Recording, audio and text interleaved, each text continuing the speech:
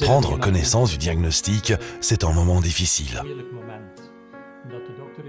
Parce qu'en fait, le médecin vous dit que cela ne sera plus comme avant.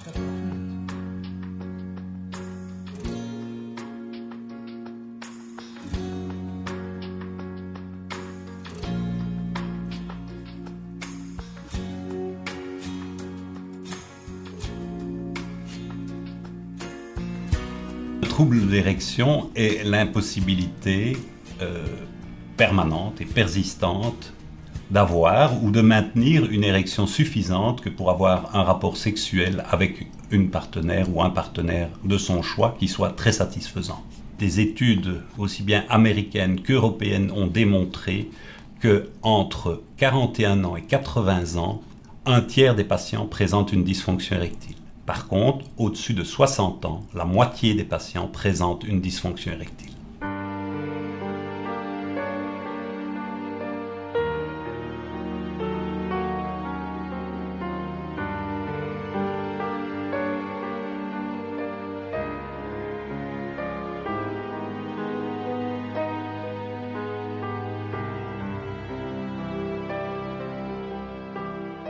La dysfonction érectile, on le sait aujourd'hui, est un symptôme sentinelle des maladies cardiovasculaires. C'est-à-dire que la dysfonction érectile va apparaître quelques années avant d'autres gros problèmes vasculaires. Donc il est important de consulter dès l'apparition des symptômes parce que la dysfonction érectile peut être un symptôme sentinelle et précurseur d'une maladie cardiovasculaire qui est en train de s'installer chez le patient.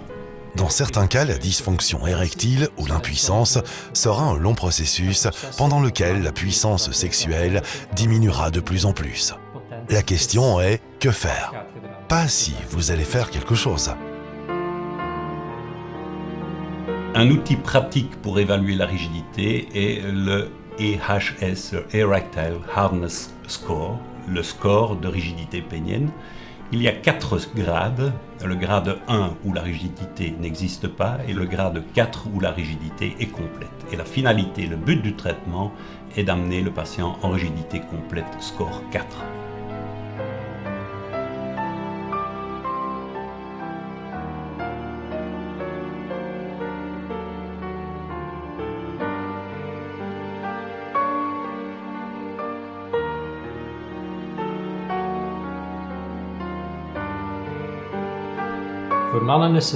Pour un homme, parler de sa sexualité n'est pas une chose évidente. Tout le monde le sait. Et pour certains, apprendre qu'ils souffrent d'une dysfonction érectile ou qu'ils sont impuissants est bien plus difficile encore. Ils ont peur que les gens le voient, comme si leur nez pointerait vers le bas.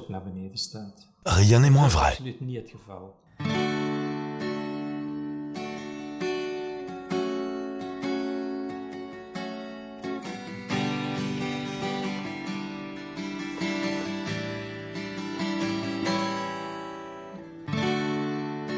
Des médicaments aujourd'hui existent qui permettent de rendre aux patients une rigidité suffisante que pour avoir un rapport sexuel épanouissant. Ce type de médicament nécessite impérativement une stimulation sexuelle, c'est-à-dire que le médicament ne va pas être un miracle et provoquer l'érection si le patient ne se trouve pas dans une situation sexuelle avec sa partenaire. 20% des patients ne réagiront pas à ce type de traitement, mais le médecin peut aider et orienter dans ces situations le patient vers un urologue qui va trouver d'autres solutions pour le patient. Le conseil, et il n'y en a qu'un, que nous aimerions donner aux hommes, est de parler de votre problème. Dysfonction érectile ou impuissance. Généralement, il y a un traitement.